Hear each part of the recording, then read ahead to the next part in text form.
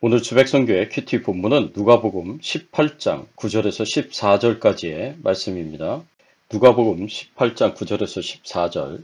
또 자기를 의롭다고 믿고 다른 사람을 멸시하는 자들에게 이 비유로 말씀하시되 두 사람이 기도하러 성전에 올라가니 하나는 바리새인이요 하나는 세리라.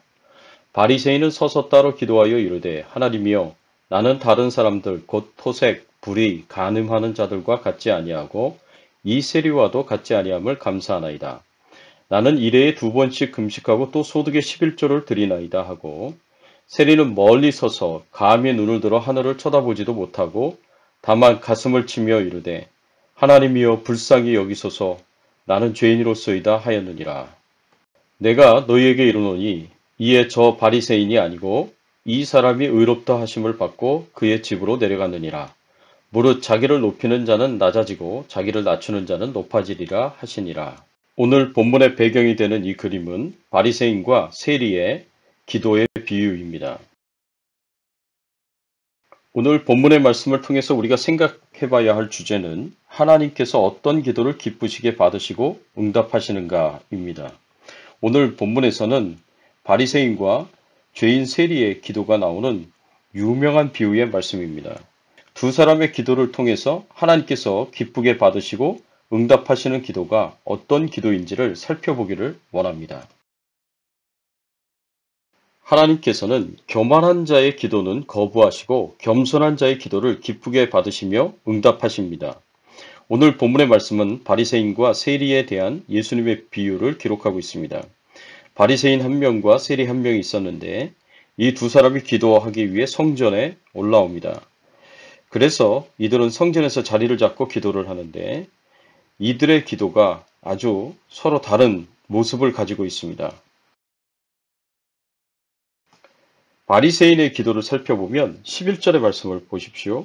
바리새인이 어떻게 기도하고 있는지를 우리가 볼 수가 있습니다. 11절. 바리새인은 서서 따로 기도하여 가로되 하나님이여 나는 다른 사람들 곧 토색, 불의, 간음하는 자들과 같지 아니하고 이 세리와도 같지 아니함을 감사하나이다. 나는 일해에 2번씩 금식하고 또 소득의 11조를 드리나이다 하고 이 바리새인의 기도를 보면서 맨 처음에 어떤 느낌이 듭니까?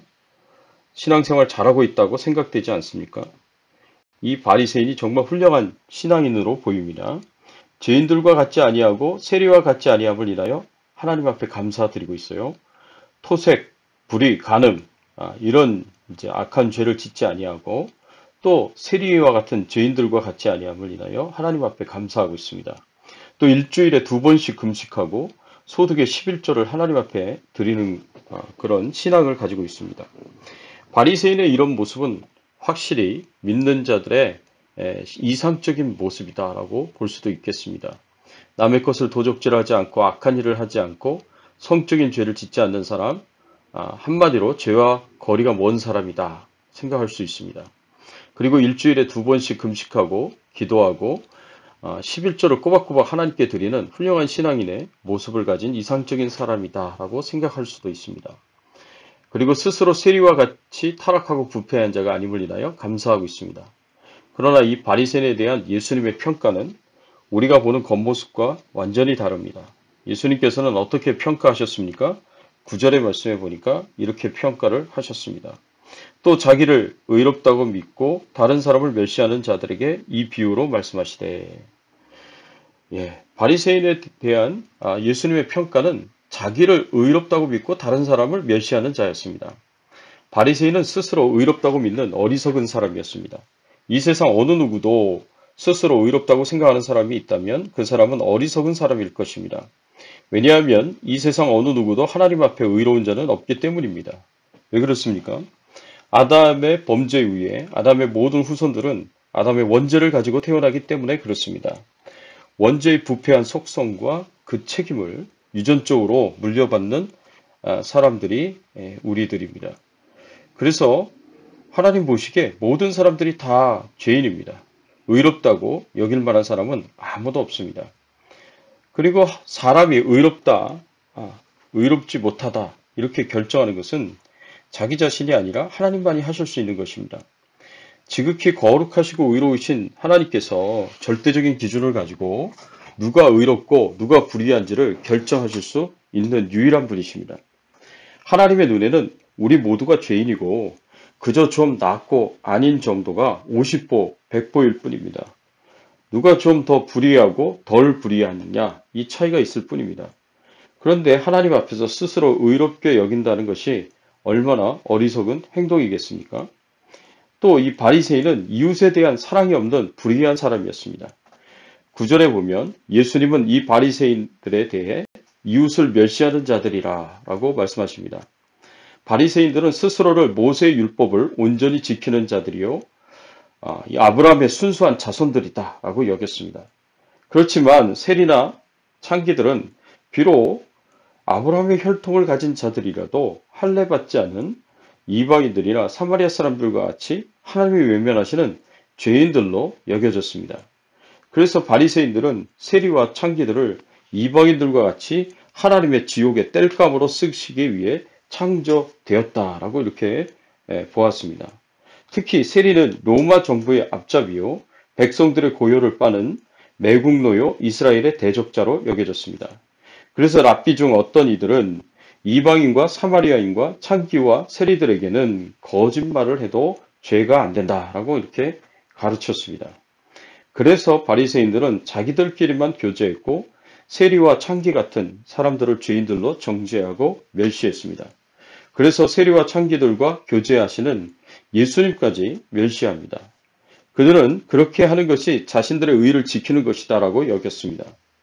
예수님께서는 이런 바리새인들을 가리켜 9절에 다른 사람을 멸시하는 자들이라고 평가하셨습니다. 즉 예수님께서는 이렇게 이웃을 멸시하는 자들이야말로 불의한 자들이라고 보신 것입니다. 이와 정반대로 예수님은 오히려 세리를 칭찬하십니다. 이들은 도적질과 악한 행동 그리고 불신앙적인 경건하지 않는 사람들이라고 알려졌습니다. 이 세리가 기도하러 성전에 올라갑니다. 그런데 예수님 당시 세리가 기도하러 성전에 올라갔다는 것은 특이한 일이었습니다. 사실 바리새인의 눈으로 볼 때 세리는 하나님께 기도할 자격도 없는 죄인이었습니다. 예수님 당시 유대 산헤드린 법정은 세리나 창기 같은 사람들을 유대 선민 공동체에서 제외시켰습니다. 그러므로 세리는 선민의 자격을 잃고 하나님께 버림을 받은 존재로 여겨졌고 성전에 와서 기도할 자격도 없는 죄인으로 여김을 받았습니다. 그런데 이렇게 멸시를 당하는 세리가 성전에 기도하러 온 것입니다. 이것은 이 세리가 사람들의 무시와 멸시, 조롱을 감수하고 하나님 앞에 나온 것으로 볼 수 있습니다.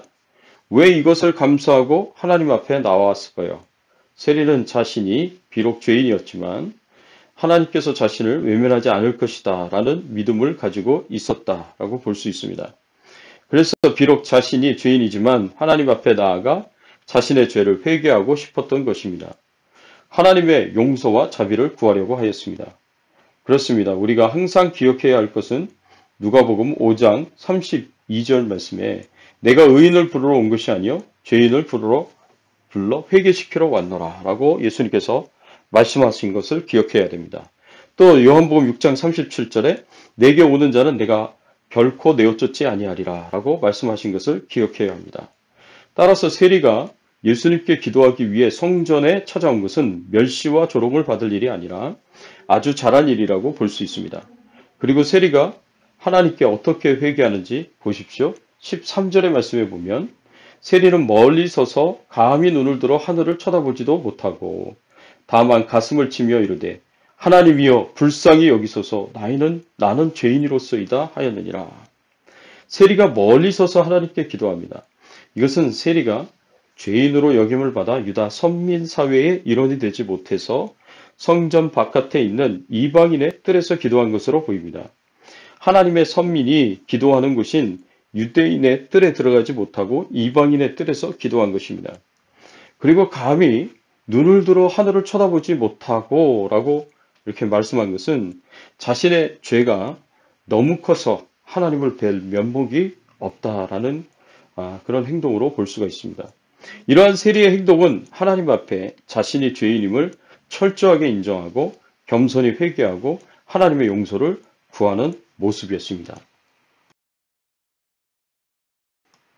이렇게 바리새인과 세리의 기도를 언급하시며 예수님께서는 누가 하나님으로부터 인정을 받았다고 하십니까? 교만한 기도를 드리는 바리새인입니까? 겸손한 회개의 기도를 드리는 세리입니까? 14절에서 예수님께서 이렇게 말씀하십니다. 내가 너희에게 이르노니 이 사람이 저보다 의롭다 하심을 받고 집에 내려갔느니라. 무릇 자기를 높이는 자는 낮아지고 자기를 낮추는 자는 높아지리라 하시니라. 세리가 바리새인보다 의롭다 하심을 받고 집에 돌아갔다 말씀하십니다. 왜 이런 결과가 나왔을까요? 14절 중반절 이후에 보면 무릇 자기를 높이는 자는 낮아지고 자기를 낮추는 자는 높아지리라 하시니라. 이렇게 말씀하셨습니다. 뿐만 아니라 시편 17절 17절 말씀에 보면 여호와여 주는 겸손한 자의 소원을 들으셨사오니 그들의 마음을 준비하시며 귀를 기울여 들으시고 라고 말씀하고 있습니다. 하나님께서는 교만한 자를 싫어하시기에 겸손한 자를 기뻐하시기에 교만한 자는 낮추시고 겸손한 자는 높이십니다.